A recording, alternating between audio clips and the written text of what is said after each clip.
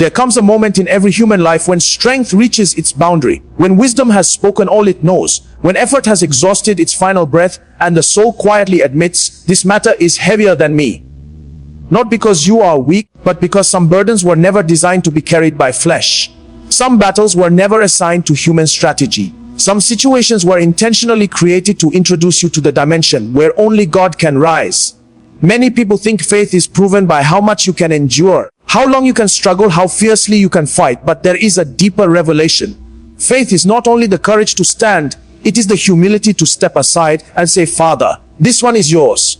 There are seasons when prayer is not about asking for strength, it is about surrendering control. When words fail, plans collapse, and hope seems delayed, heaven waits for a single invitation: arise, O God. Beloved, there are weights that crush joy, questions that silence confidence, and pressures that distort vision. You have prayed, you have waited, you have tried again and again, and still the mountain stands unmoved. But hear this with clarity in your spirit: the presence of a burden is not proof of God's absence. Sometimes it is evidence that God is preparing to reveal himself in a higher dimension. There are matters too heavy for logic, too complex for counsel, too stubborn for effort, and too deep for human intervention. And in those moments, God does not ask you to struggle harder. He invites you to trust deeper. Because when God arises, systems rearrange, resistance weakens, and what was impossible quietly boasts. Tonight, we are not gathering to complain about the weight. We are gathering to summon the one who carries worlds. We are not here to analyze the storm. We are here to invite the master of the winds. For there is a God who does not sleep, who does not delay without purpose, and who does not abandon his own. When Father God arises, heaviness loses its authority. When he stands, confusion surrenders. When he speaks, what resisted you for years can shift in a moment. So let your heart be still, let your spirit be open, and let your faith make a simple but powerful request: Father God, arise and handle what is too heavy for me. There is a quiet truth that most people only discover after many tears, many prayers, and many disappointments. Human strength has a limit, not because man is careless, not because he is lazy, not because he lacks willpower, but because he was never created to be self-sufficient. From the beginning, the design of the human soul was dependence. Dependence not on systems, not on people, not on intelligence, but on God. Yet as life grows, as responsibilities increase, as expectations rise, many people slowly replace dependence with control. They learn to manage, to plan, to calculate, to organize, to push, to strive, and to survive. And for a season, it works. For a season, effort produces results. For a season, wisdom opens doors. For a season, strength sustains progress. Until one day, life presents a weight that does not respond to effort. It is in that moment that a strange confusion enters the heart. You have done everything you know to do. You have prayed the prayers you were taught. You have sought counsel from those you trust. You have fasted, waited, tried again, and adjusted your strategy. Yet the matter remains. Not because God is silent, but because God is revealing something about the boundary of human capacity. There are assignments that do not break because of more effort. There are situations that do not shift because of better planning. There are seasons that cannot be survived by experience alone. Not every burden is a test of endurance. Some burdens are an invitation to surrender. Many believers misunderstand the meaning of faith. They think faith is proven by how long they can carry the load, how bravely they can smile under pressure, how quietly they can bleed without complaint. But faith is not the ability to carry everything. Faith is the wisdom to know what you were never designed to carry. There is a difference between responsibility and presumption. There is a difference between diligence and self-reliance. There is a difference between perseverance and stubborn independence. Some people are not tired because the battle is long. They are tired because they are carrying what belongs to God. There comes a moment when strength becomes an idol, when control becomes a false sense of security, when planning becomes a replacement for trust. And God, in his mercy, allows a situation to arise that exposes the weakness of human sufficiency, not to shame you, but to free you. Because the greatest prison of the human soul is the belief that you must handle everything by yourself. That belief slowly destroys prayer, weakens intimacy, and turns faith into performance. You begin to pray less because you believe you must solve more. You begin to trust less because you think you must control more. And slowly, the weight increases. Some people are not burdened by their problems alone. They are burdened by the belief that they must be the answer to every problem. They carry families on their shoulders. They carry ministries on their shoulders. They carry finances on their shoulders. They carry futures on their shoulders. They carry decisions on their shoulders. And the soul grows heavy, not because God is absent, but because God is being excluded from the center of the process. not intentionally, but gradually. There is a sacred confession that marks the beginning of true deliverance. This is beyond me. Not spoken in despair, but in revelation, not as a surrender to defeat, but as a surrender to God. Because the moment you acknowledge your limit, you create space for divine intervention. Heaven is not moved by pride. Heaven responds to dependence. God does not partner with self-sufficiency. He partners with humility. Many times we ask God for more strength when what He desires is more trust. We ask for more grace to endure when what He desires is permission to intervene.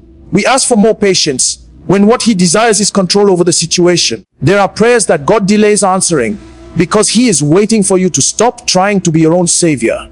Not because He is cruel, but because He loves you too much to let you destroy yourself by carrying what you were never built to carry. There is a reason why even the strongest people collapse in secret. There is a reason why even the wisest counselors feel confused in private. There is a reason why even seasoned believers sometimes feel overwhelmed. Because life has a way of eventually introducing you to your limit. Not to embarrass you, but to return you to your original design. Dependence on God is not weakness. It is alignment. It is not surrender to failure. It is surrender to order. When you finally admit, Father, this is too heavy for me, something shifts in the spirit. Not in the situation first, but in you. Anxiety loosens its grip. Fear begins to lose authority. The pressure to perform begins to fade. Because you are no longer pretending to be what you are not. You are no longer acting as if you are infinite. You are finally standing in truth. You are human. You are limited. You are dependent. And God is sufficient. There is a peace that comes when you stop fighting God for control. There is a rest that comes when you release what is beyond you. There is a freedom that comes when you allow God to be God. Because some battles are not won by persistence. They are won by surrender. Some doors are not opened by effort. They are opened by trust. Some mountains do not move because of pressure. They move because of alignment. The danger is not that you are weak. The danger is that you refuse to accept that you are weak. The danger is not that you need help. The danger is that you refuse to ask for it. The danger is not that the burden is heavy. The danger is that you believe you must carry it alone. And slowly, strength turns into strain. Wisdom turns into worry. Faith turns into fatigue. God never intended you to replace Him. He never intended you to compete with Him. He never intended you to be your own source. He intended you to walk with Him, to lean on Him, to consult Him, to rest in Him. And when you return to that place, not of control, but of trust, not of striving, but of surrender, you begin to discover a deeper dimension of faith. A faith that is not loud, not dramatic, not anxious, but quiet, stable, and confident. Because you finally know this truth. In your spirit, I have reached the end of myself. And that is not the end of hope. It is the beginning of God. There are moments in life when prayer changes its language. It is no longer the prayer of ambition or expectation. It is no longer the prayer of plans and projections. It becomes the prayer of surrender. A prayer not asking God to bless what you are doing, but inviting God to take over what you can no longer manage. Because there are situations that do not respond to advice, to effort, to fasting, or to strategy. Situations that stand beyond the reach of human wisdom. And in those moments, the soul begins to search for a deeper form of help. Many people were taught to pray for answers, for direction, for favor, for open doors. But very few were taught how to pray when the problem is not confusion, but complexity. When the issue is not lack of clarity, but lack of capacity. When the challenge is not that you do not know what to do, but that what must be done is beyond you. This is where the prayer changes from God help me to God arise. Because help suggests partnership, but arise suggests takeover. There is a point where human involvement becomes the limitation. Where your presence in the matter becomes the obstacle. Where your control delays divine intervention. Not because God is unwilling, but because God does not override will. He waits for invitation. He waits for consent. He waits for you to admit that this battle cannot be fought by flesh and blood. That this matter cannot be handled by skill and experience alone. Some situations are too heavy because they were designed to bring God into the center. Too complex because they were designed to humble the mind. Too stubborn because they were designed to teach dependence. Not every delay is demonic. Not every resistance is opposition. Some delays are divine strategies. Some resistances are divine boundaries. Some burdens are divine invitations. Many believers exhaust themselves trying to fix what God intends to transform. They analyze, they discuss, they worry, they consult, they strategize, and yet the problem remains unmoved. Not because they are careless, but because the key to that situation is not intelligence. It is surrender, not persistence. It is alignment, not pressure. It is permission. There is a difference between asking God to support your efforts and asking God to replace your efforts. One keeps you in control. The other places God in control. And until God is allowed to take over, you will continue to struggle in cycles. You will improve some things, adjust some things, manage some things, but the core of the problem will remain untouched. The hardest part of faith is not believing God can do it. The hardest part is letting Him do it. Because surrender feels like weakness. Letting go feels like irresponsibility. Stepping aside feels like failure. Especially for people who are used to being strong, used to being dependable, used to being the solution. But there are seasons when strength becomes pride without knowing it. When responsibility becomes control without realizing it. And God, in His love, invites you to a deeper dimension where you no longer carry the burden of being the answer. When you invite God to arise, you are not admitting defeat. You are acknowledging order. You are saying, there is a hierarchy in the spirit, and I am not at the top. You are saying, there is a wisdom beyond my wisdom, a power beyond my power, a strategy beyond my strategy. And until that higher order takes its place, this matter will remain beyond me. Some people think inviting God to take over means doing nothing. That is not surrender. That is laziness. True surrender is active trust. It is obedience without control. It is action without anxiety. It is movement without ownership. You do what you can, and you release what you cannot. You work where you are assigned, and you withdraw where you are not authorized. Because there are lines God never intended you to cross. Decisions He never intended you to make alone. Battles He never intended you to fight by yourself. Outcomes He never intended you to produce. When you cross those lines, not because you are rebellious, but because you are sincere, you begin to carry consequences you were never designed to handle. Inviting God to arise is not a poetic phrase. It is a spiritual posture. It is the moment when you stop defending yourself and allow God to defend you. When you stop fighting for reputation and allow God to preserve your destiny. When you stop forcing outcomes and allow God to arrange seasons. Because there are outcomes that only God can produce, no matter how disciplined you are. There are systems God must rearrange. There are hearts God must touch. There are decisions God must influence. There are doors God must close and open. And no amount of prayer mixed with control will allow that to happen. God does not share His throne. He does not co-manage destinies. He does not partially arise. When He rises, He takes over. This is why some prayers seem unanswered. Not because God is silent, but because God is waiting for you to release the steering wheel. Waiting for you to stop negotiating. Waiting for you to stop managing the outcome. Waiting for you to say with sincerity, not with fear, not with bitterness, but with trust, Father, take over. There is a moment when the wisest thing you can do is step back. When the bravest thing you can do is release. When the most spiritual thing you can do is admit that this matter is above your jurisdiction. Not because you lack faith, but because you understand authority. Because you know that if God does not arise in this situation, no human arrangement will save it. And in that quiet place of surrender, where pride dies and trust is born, you begin to see a different kind of movement. Not the movement of noise and activity, but the movement of alignment. Things begin to shift not because you forced them, but because God touched them. Not because you argued, but because God intervened. Not because you pushed, but because God spoke. Because when God arises, He does not struggle.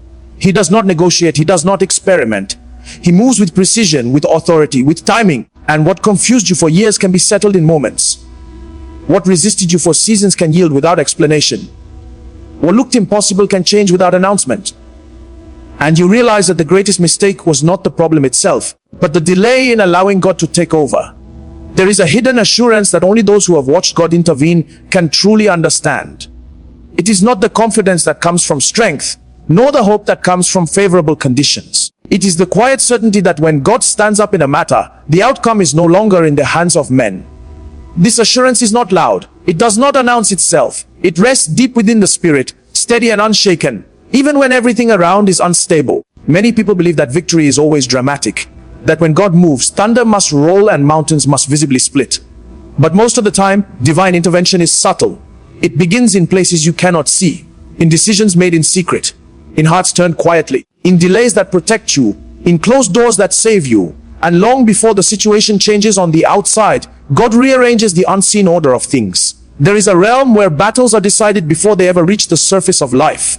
A realm where destinies are negotiated, where resistance is addressed, where favor is assigned. And when God rises in that realm, the physical world simply follows what has already been concluded. This is why some problems end without explanation. Why some oppositions disappear without confrontation. Why some threats lose power without a fight. Destiny is not preserved by effort alone. It is preserved by alignment. There are seasons when your greatest protection is not your wisdom, but God's involvement. Not your planning, but God's positioning. Not your connections, but God's covering. Because there are dangers you cannot foresee. There are traps you cannot detect. There are outcomes you cannot calculate. And without knowing it, you walk daily through paths that only divine mercy keeps safe. When God arises in a matter, He does not only deal with the problem, He secures the future. He does not only remove the threat, He preserves the assignment. He does not only fix the moment, He protects the journey. Because God is never focused on one event. He is always focused on the entire destiny. Many people judge their lives by what they can see, by what has happened, by what is happening, by what might happen. But God works with what must happen, with what has been ordained, with what must be preserved. And sometimes He allows a storm not to destroy you, but to redirect you. Sometimes He allows pressure not to break you, but to reposition you. Sometimes He allows confusion not to shame you, but to separate you from paths that would have ruined you later.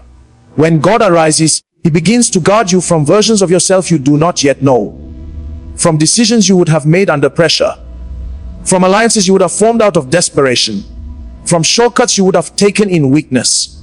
And you think He is delaying you, but He is preserving you. You think He is resisting you, but He is protecting you. There are destinies that survive not because the person was wise, but because God intervened at the right time. There are futures that were not destroyed not because the person was careful, but because God blocked certain doors. There are callings that were not aborted not because the person was perfect, but because God rearranged certain seasons. This is why trusting God is more than believing He can solve problems. It is believing He can manage your future better than you can. It is believing He can protect your tomorrow better than you can protect your today. It is believing that even when you do not understand His ways, He understands your destiny. Many people want God to change situations, but few understand that sometimes God must first change timing, must change location, must change relationships, must change environments, because the problem is not always the event. Sometimes the problem is the season.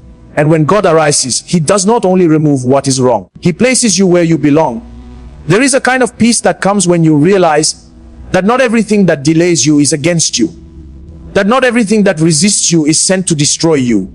That not everything that confuses you is meant to defeat you. Some resistances are divine filters. Some delays are divine shields. Some confusions are divine redirections. When God stands in defense of a destiny, He does not announce it. He simply begins to adjust things. Conversations shift, decisions change, plans collapse, opportunities appear, and people call it coincidence. But you know in your spirit that something higher is at work, because patterns begin to change in ways you did not orchestrate. There are moments when you are spared from accidents you never saw coming, from losses you never anticipated, from betrayals you never detected, and you continue life as if it were normal, not knowing that heaven rearranged 1,000 details just to keep you on course. This is the silent ministry of a God who rises without noise. Destiny is fragile, not because it is weak, but because it is valuable. And valuable things attract attention. They attract opposition. They attract envy. They attract interference. And if God does not stand guard over certain lives, no amount of prayer mixed with effort would be enough. When God arises, He does not only silence enemies, He silences seasons. Seasons that would have consumed you. Seasons that would have distracted you. Seasons that would have delayed you. He shortens some journeys. He extends others. He closes some chapters quickly. He forces others to linger longer than you want. And in time, you begin to understand that what you called pain was protection. What you called loss was preservation. What you called rejection was redirection. What you called delay was alignment. Because the hand that saved you was not always the hand that pleased you. This is the assurance of those who trust God deeply. Not that life will be easy. Not that storms will never come. But that no storm will be allowed to erase what God has ordained. That no battle will be permitted to cancel what heaven has written. That no mistake will be allowed to destroy what mercy is determined to preserve. And so, even in uncertainty, the heart rests. Even in confusion, the spirit is calm. Because you know that above every plan of men, above every scheme of darkness, above every unpredictability of life, there is a God who rises quietly, works faithfully, and guards destinies without announcing Himself.